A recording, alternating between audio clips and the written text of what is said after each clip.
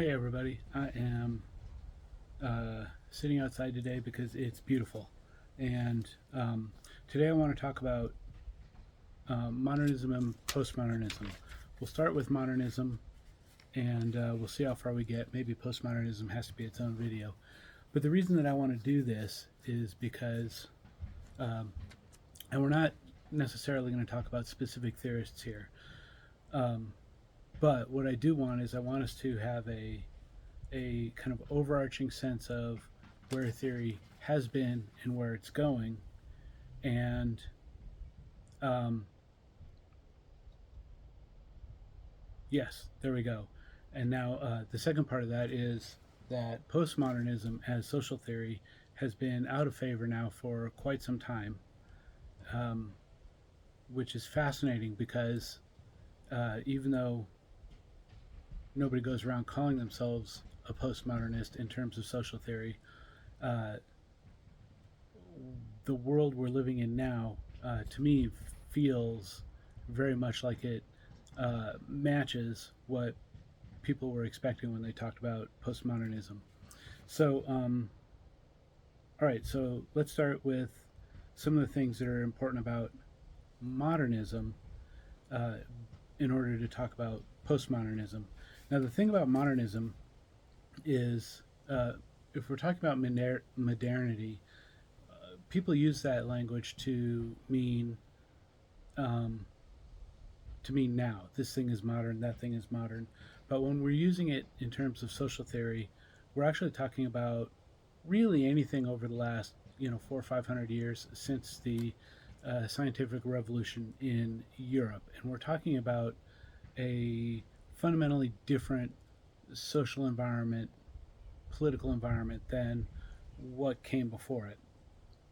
I'd have to go look at Wikipedia to come up with a really good starting date, but we're talking about at least the last, 3 to 500 years, depending upon what we're looking for. Now, I'm going to give you one, two, three to five kind of overarching elements of modernism, um, modernity in society that then will contrast with postmodernism down the road. Uh, and the reason that I say 500 years since the Renaissance is because, to my mind, modernity starts with the rise of science as the important way to understand the world. But so, the very first thing that we have to understand is that in modernity there is a fundamental belief or faith or operating assumption that there is some objective truth to the world that needs to be, yeah, not that needs to be, period. There's objective truth. We want to find the truth, we want to investigate the world, we want to get closer to the truth, but the truth is something that exists. It's an objective, there is an objective reality, if you will. So that's number one. Number two is, see, I have notes. Number two is that science and reason are the best ways for us to understand it. And I put those two things together, science and reason. It's important to note that, well, we could have a whole different conversation about reason and the role of its in early thinkers, but so let's just say science and reason. Now, we talked at the beginning of the semester about science being the way to empirically understand the world. I see a thing, I measure it, I show you that thing, you measure it, we agree on the measurement, so we know that that thing is there. And this is fundamentally different from, say, uh, let's say religious truth. If you, you know, if I, to use the Catholic example, when the church says that the Holy Trinity is God in three forms, or three different understandings of God, and that God is both the Father, and God is the Son, and God is the Holy Spirit. That's an assertion. The authorities in the church say that this is what God is, and that's fine. But that's not a thing that I can really go see, measure for myself, and then have someone who fundamentally disagrees with me uh, observe and measure and understand empirically, right? That's an argument from authority. This is what it is. That's what the priest says, and so we go, okay, that's great. But an argument from science would be that we go out, we measure the thing, and even if we disagree on a lot of stuff, we agree that 5 inches is 5 inches, and whatever it is we're looking at is 5 inches, right? And so we're going to use, so we understand what science is.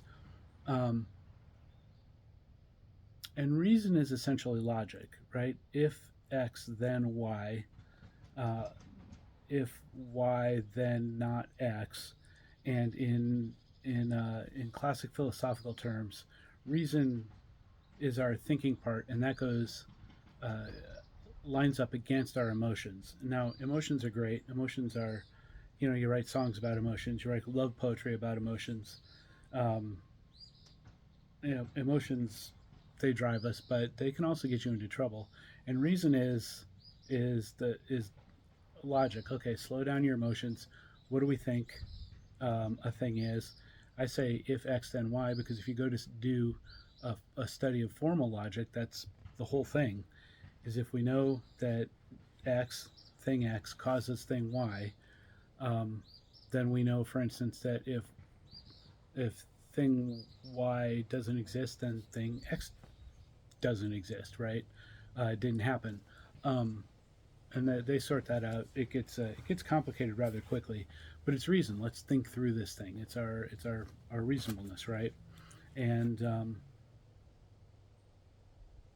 when you get in an argument and someone's being annoying and they're saying things that don't necessarily follow, right? We end up saying, they're being unreasonable. It's terrible. Okay, now since there's an objective truth, and since we use science and reason and logic to help us understand that sense of truth, um, we can then also move forward with our knowledge, right? And there's a we can we can do more with our knowledge, and so there's an inherent belief in progress. And um, this year's iPhone is better than the iPhone from 5 years ago. This yeah, the drugs that are out now are better than drugs from 5 years ago. The cars are better than they were 5 years ago, uh, and it's all better than it was 100 years ago. So there's this sense of progress. We can make things better materially. We can, through science and engineering, we can get closer and closer to whatever the truth is with further and further scientific investigation. So there's progress now. Um, in the social sciences, or at least in social theory and philosophical theory, then you can see this implication for uh, what people would call the grand narrative. All right, and that means what's the overarching story um, or overarching theory that explains really everything. So if you're Marx is a great example of a grand narrative. He's got this idea of historical progress that is laid out in the manifesto. It's always the this tension between the oppressed classes and the oppressor classes, and there's this this process, and then at the end there's going to be the revolution. We'll go through socialism, then we'll get to communism. There's a very great big story there. Weber's is a little less obvious, but when you dig into it, his whole thing is rationality. Um, and so the world is going from, a pre-industrial world that was, you know, that was less rational, and we're moving through, uh, we're going through we're going through stages of political development as we get more and more to constitutional democracies that are based on rules. We're going through rational uh, social organization development where our institutions are bureaucracies which are run on rules and processes. and um, our knowledge is, well, and so the end result of that is as we can do more, we get trapped into that iron cage. And so you see with Weber that there's this grand narrative. Um, Someone who's extremely religious and interprets everything will see a grand narrative of good versus evil. Uh, so that's what they're talking about there. And then finally, in art, so this is kind of interesting. Actually, not art. Art is a little hard for me, but like with architecture, if you go back to the turn of the 1900s, we still didn't really have good concrete, steel, and glass buildings, and and people were still putting a lot of decoration on buildings. But as the 20th century unfolded, we got better. Remember that progress. We got better material technology. We got better at building um, buildings using those technologies, and so decorations that were associated with earlier building forms started to get stripped out. Right. So um, Greek temples have beautiful columns, but you need the columns because the temples are made of stone and the buildings won't stand up otherwise. So to put columns on a modern building is, at best it's kind of pretentious and frou-frou because they're just for decoration only, and at worst they just add expense. And the architects of the old days would say it just wasn't honest. A building should be beautiful because of uh, you know what it's made of shining through. Um, and so you know so you would want something that was quote unquote honest about being a steel and glass or a concrete and steel building, and and you don't need all of that uh, decorative frou-frou stuff. The thing is that so when you talk about modernist style buildings, the skyscraper with relatively little adornment is like the preeminent example. And when you drive around, uh, I can't think of any examples immediately off the top of my head here in Macon, but when you drive around and you look at buildings from the 50s, 60s, and 70s, to our eye, they're often kind of homely because they're plain concrete.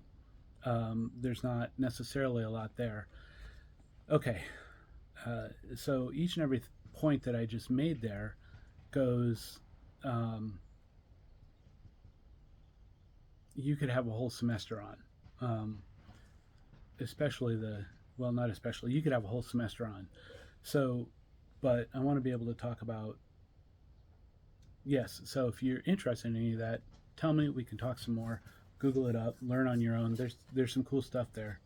Okay, but so then by the so by the time we get to the 80s, postmodernism starts popping up as a an art movement first, art and architecture, and then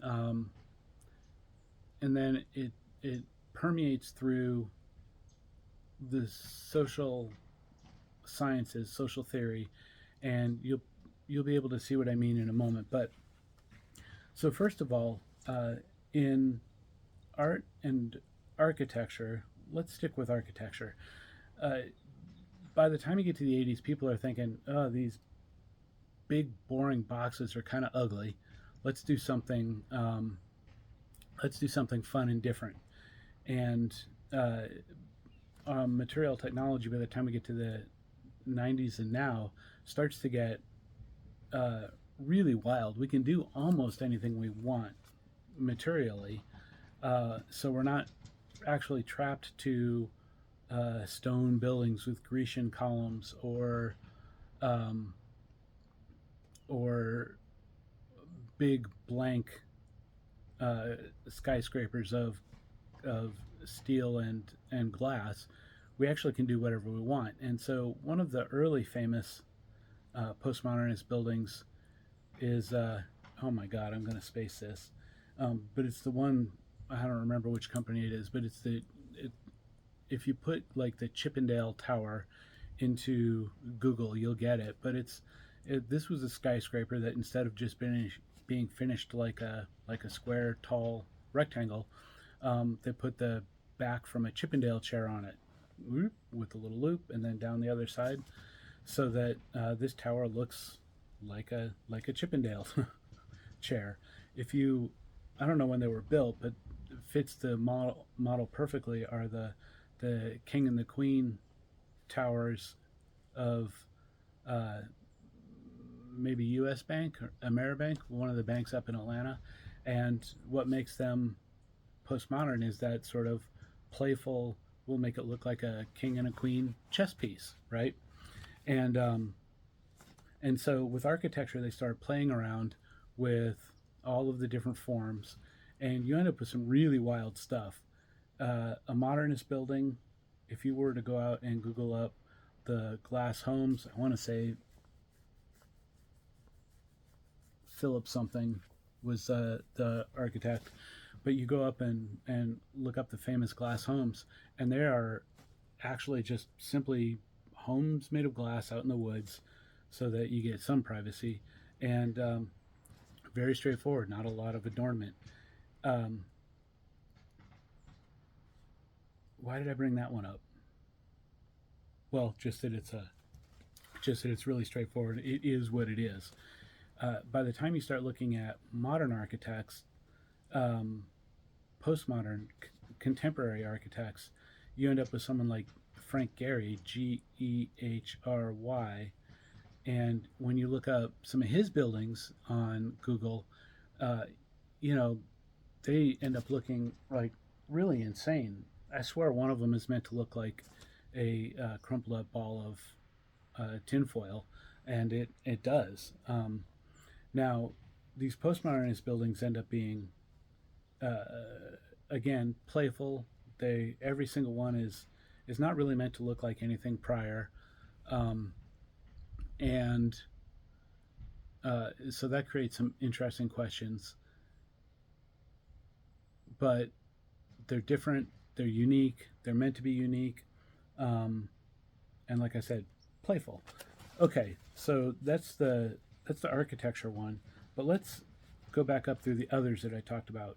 So number one, with postmodernism, you have a questioning of the objective truth.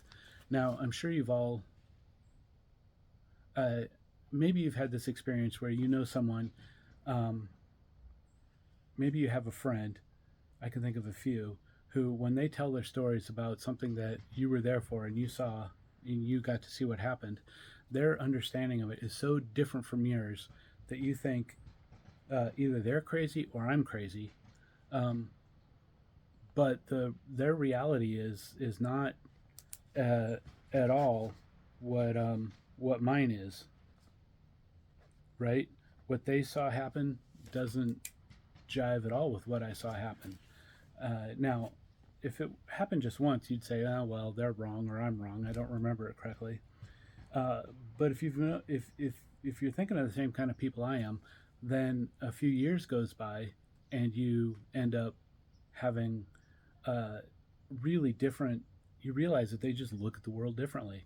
So, does that mean that you're both consistently wrong? Does that mean uh, that that objective truth can't be actually gotten to?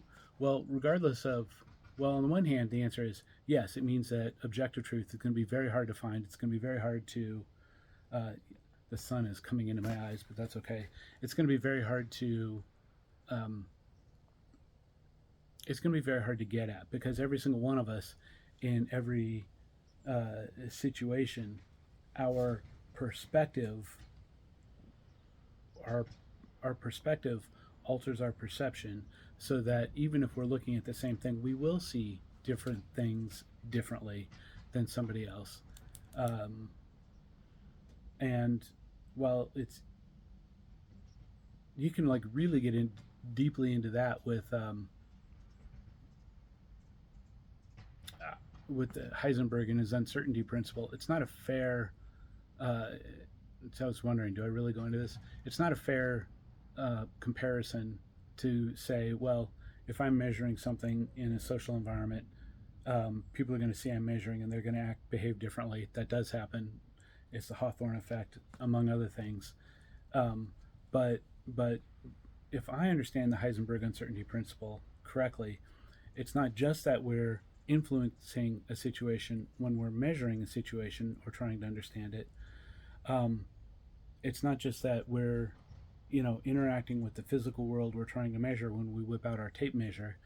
It's actually that it's actually that the objective reality we're trying to measure, even at the submolecular level, it changes as we try and measure it, and not just changes through time. Our measurement influences, I don't know, atoms, quarks, whatever.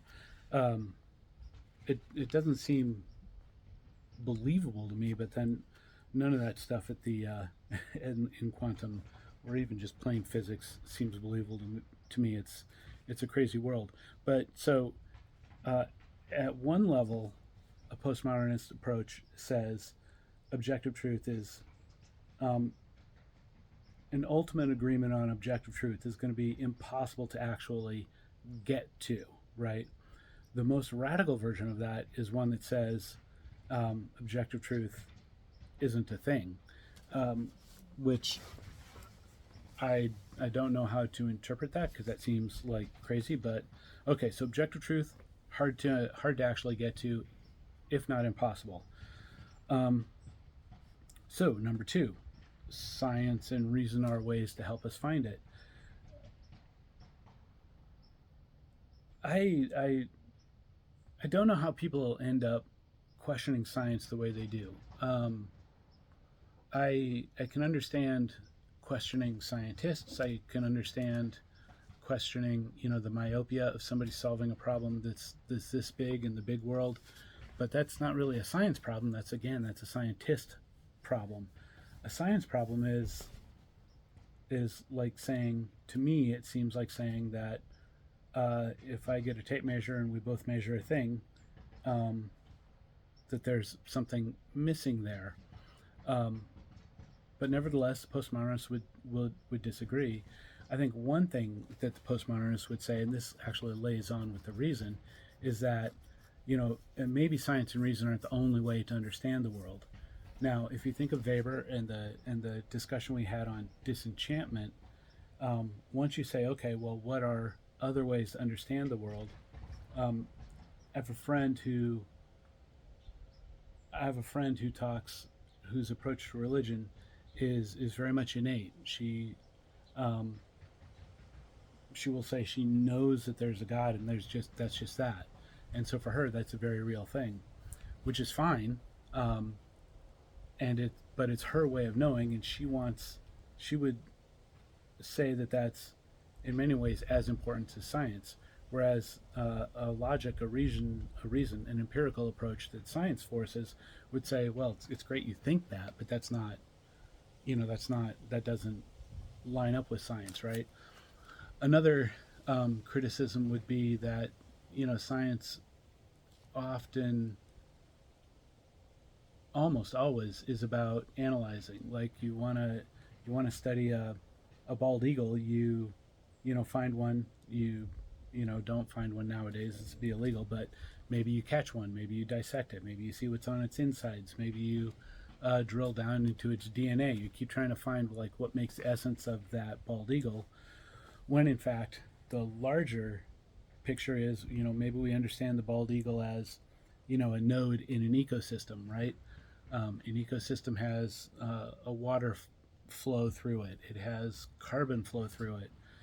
It has, and so the bald eagle, it drinks, I would assume. It pees, I would assume. So it's a node in the water cycle. It catches mice. It catches snakes. It eats them. It poops them out. So it's a node in the carbon cycle. And then when it dies, the maggots eat it and it becomes soil. So it's a part of the ecosystem in a different way. And according to that, if you had a bald eagle in a zoo, if the last bald eagle exists in a zoo, you would, the question is there. It's not extinct if you're thinking about the bald eagle as the unit of DNA that makes a bald eagle, but it is kind of extinct if none exist in the wild as part of those like different nodes. So some of the postmodernists would zero in on that analysis and taking apart and saying, well, it's not holistic, right? And so, and then there's, I guess this goes with my friend's example of God, but in a scientific modernist worldview, there's not really much you do with, I don't know, an Irish tune that can make old men cry. It's just a thing that's sweet. But in a postmodernist worldview, you would say, actually, those emotions that come with that music are themselves a way of knowing. And so you're like elevating all of these other things to a level of knowing that to be included in your analysis that in the past at least science had surpassed, if not actively squished down. Um, and then finally, there's a question of rationality, and we talked about this when we were talking about Weber, but simply saying if X then Y, or simply trying to, always maximize everything, doesn't necessarily lead to good outcomes, right? And the example I used in the discussion going back a ways was, Hitler was a very bad dude. I think we can all agree on that. And he felt he had a problem. It was all the people who weren't German in Germany. And he was very rational about how to get rid of them. But while you can, you know, while you can try and devise the most efficient system for genocide, while it's rational, it's not really human. It's not really great. It's an outcome we don't want. You might even say it's unreasonable. And so there definitely is room, the postmodernists would say, on the other side of rational for reasonable, however we want to understand it. And that reasonable is going to include something that makes sense, even if it's not dollars and cents the best outcome, or something that makes sense because it has an emotional influence on you instead of just again, a dollars and cents influence. Um, so that's science and reason. Um, the sense of progress. It's when you listen to people talk nowadays, and you can see this, and I'm not disagreeing necessarily with any of this unless I explicitly say so. But if you think about the way that someone in the 50s, and in fact this is true, when you look at the ethnographic studies of the 50s, like Malinowski and such, um, people, the ethnographers would go out and they'd find these quote unquote simple people, and they would study them because they could see that the world was changing. But there was always an assumption that they were simple people and we Westerners were the sophisticated ones. And we scholars at the time would have very much talked about the development of cultures in a succession, right? This one leads to this one, leads to this one, and each one getting better, right? Because we believe in progress. And in that world, and in an analysis like that, our world of again, iPhones and computers and advanced drugs and cars that will go 120 miles an hour from the dealer. Those are all better things, and our world is clearly much more advanced, more sophisticated, more better than, I don't know, the Australian Aborigines in Durkheim's elementary forms. The problem with that is obvious once you state it out loud, and that is that is our world actually better? Are our people actually happier? Um, is more stuff necessarily better? Especially considering that, everything that we understand as Westerners as part of our development, you know, really, again, springs out of that modernist moment when we embrace science and technology as well as conquering the world, um, about 500 years ago. Whereas all the archaeological evidence suggests that we humans have been in these bodies and in these minds for at least a couple 100,000 years.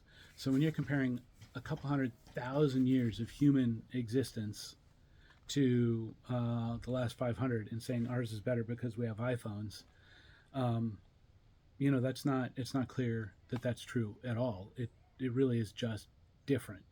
Um, and in fact, we've got a loneliness epidemic probably because of our iPhones. We've got uh, you know this is a great place to be if you break your leg. Doctors are very good at acute care; they'll fix it. Um, but we've got obesity, we've got cancer, we've got um, autoimmune diseases. We've got all sorts of issues that say maybe we're not as happy and healthy as we think we are just because we have more stuff. And so a good postmodernist would say, well, we're not better than them. We just have more stuff. Um,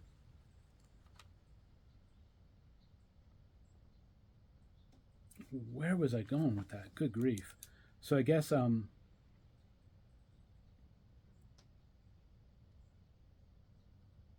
man, I may have to back this up and figure it out. But my rule has been no backing up and figuring out because then I'll never get these stupid videos out. So I'm sure it was because of the grand narrative, a grand narrative of human progress. Well, we don't say that anymore. We say there's just human difference.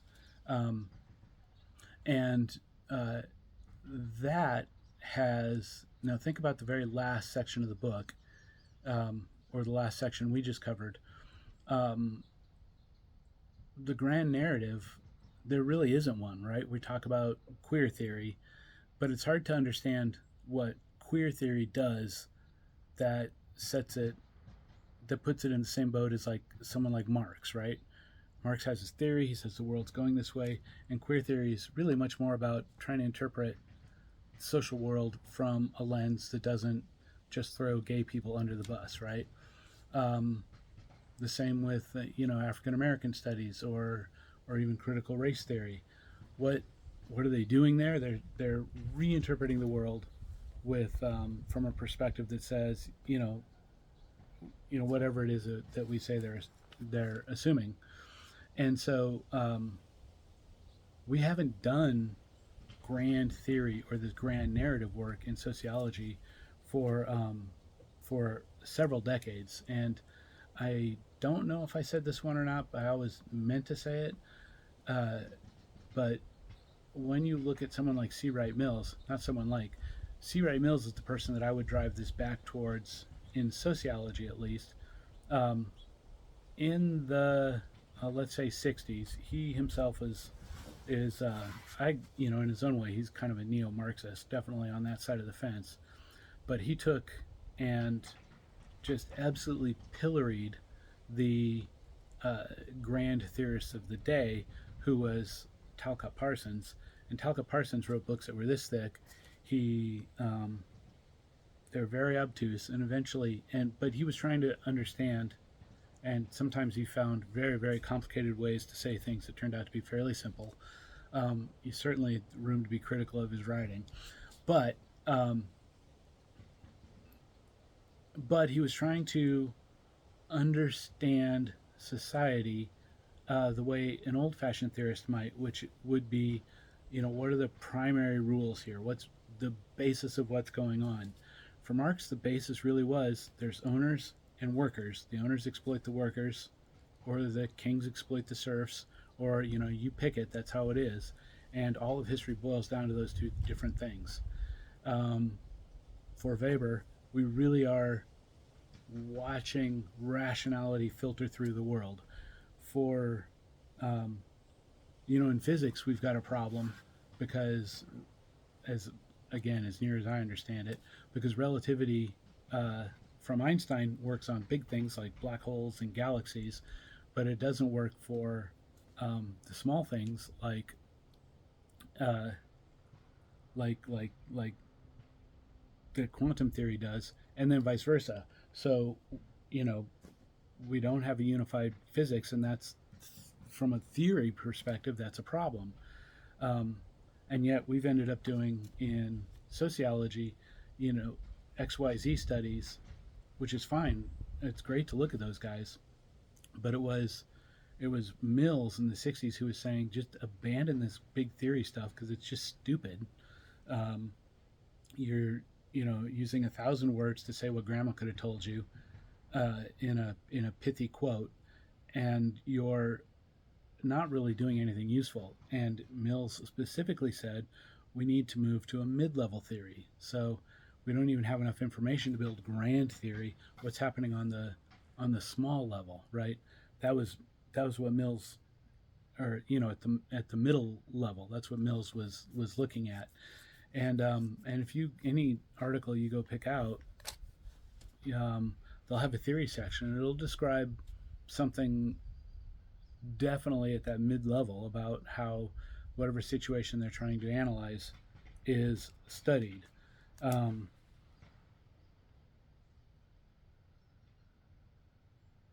okay, so let's see here. All right, I think my phone is going to die. So let me cancel this one or finish this one, and um, I'll do I'll do another one after this to make it work.